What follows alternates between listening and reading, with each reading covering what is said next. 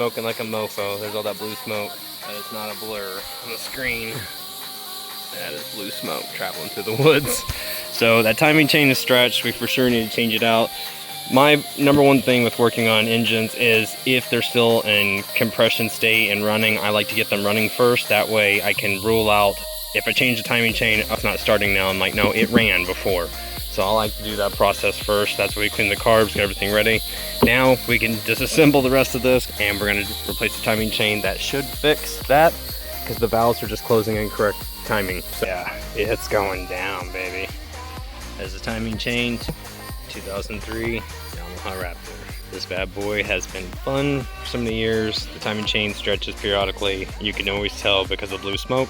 Just like that. It's kind of a pain in the ass because it happens so often. There's just so much power being put out of this bike that's what it does. So if you ever practice popping wheelies or just ride it casually, cruising, you're gonna stretch the timing chain. So I'm gonna walk you guys through how I'm gonna take care of it today. I already had the plastics off because I've cleaned the carbs and stuff like that years ago. To take the fuel tank off to get to the carbs, the front plastics have to come off. They've been sitting in the shop for a while. But after this, we'll reassemble everything. So the last two videos, we cleaned the carburetor and then we reinstalled it. What I have to do now is go ahead and take the fuel tank off. We're gonna have to unbolt the valve cover. Top of the valve cover comes off. We're gonna make sure we're at top dead center. We're gonna take off the timing chain, or the stator cover, starter cover here. Once that's all off, the flywheel comes off, timing chain gets replaced, and then we can start reassembling everything.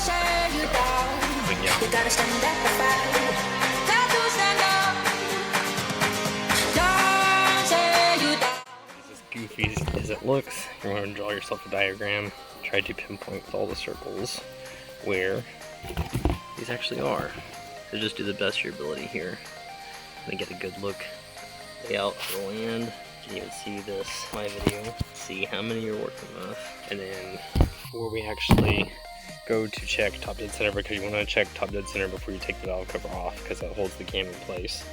I'm going to take the spark plug out, so when I'm turning it over, it doesn't have resistance, it's not compressing, so it'll make it easier. And one more trick here. Let's see. Easiest way to get these off. A lot of people use a screwdriver. As you can see, that kind of failed me in the past. You're going to use some little vice grips and some US currency.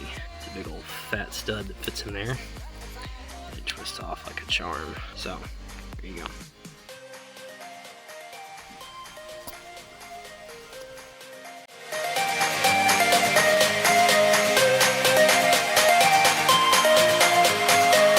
Alright, on the passenger side of the block here, you can take off this one. It's hard to see in there. Let's see if we can get some light.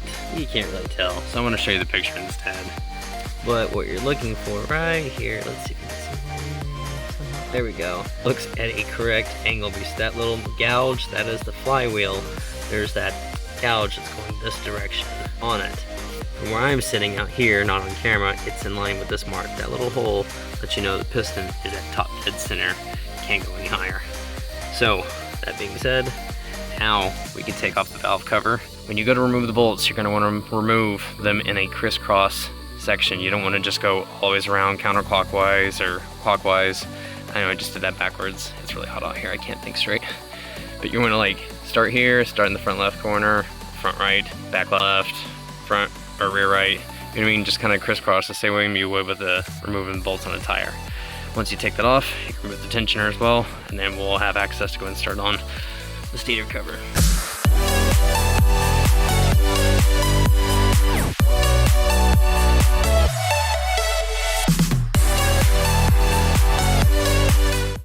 Alright guys, with all the bolts all the ways out, all the ways around, the bottom, the top, the mid, all the ways around, here's what I got going for me. A slivered 2x4. All the way through. I'll show you where it's touching it. Right there. Right there. And this little section right here. That's the back of the case. And that's where the starter goes. And this fits through there. Like I said, it's a slivered cut down one. Kind of just wiggle that biscuit right back in there. Double check that's where it's going to line up, and then we'll start giving that hammy some whammies.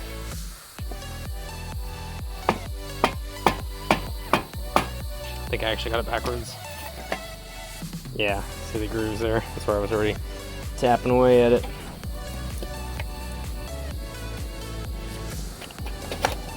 There we go.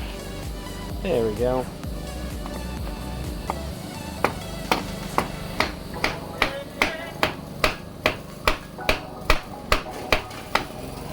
Alright, there's the crack all the way around. So we can start working on it.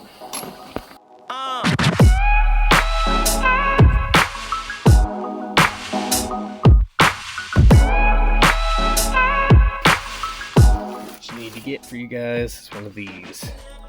It's a good old flywheel puller for a Yamaha Raptor. So there we go. Simply place these bolts through here. It helps to lubricate these. I'm gonna fight the thing the whole time, so.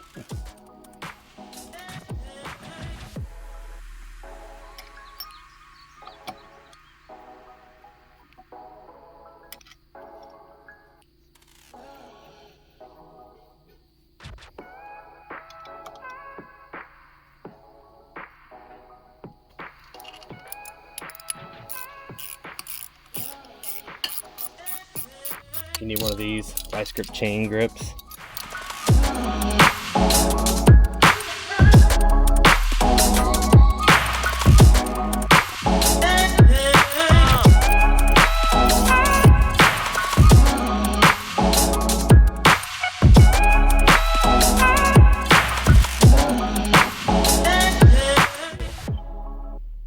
Watch off that woodruff key, so I'm going to go ahead and pull that off and save that.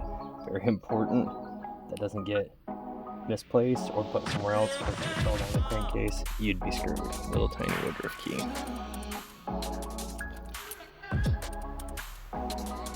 Needle bearing. I think I'm going to try to leave that on.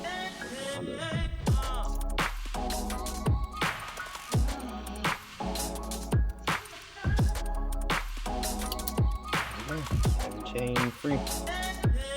Now we can open up the new one and compare it side by side and see how stretched it is.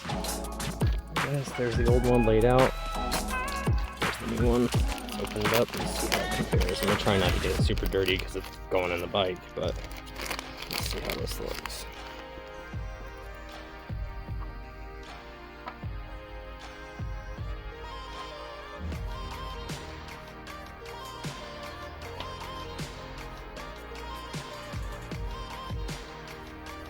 I mean, it doesn't look like it's super stretched, but I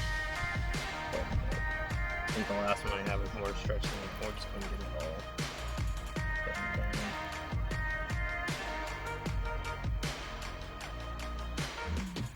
Really?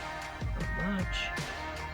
We'll hang on to it just in case, but I'm gonna go ahead and probably install this one now.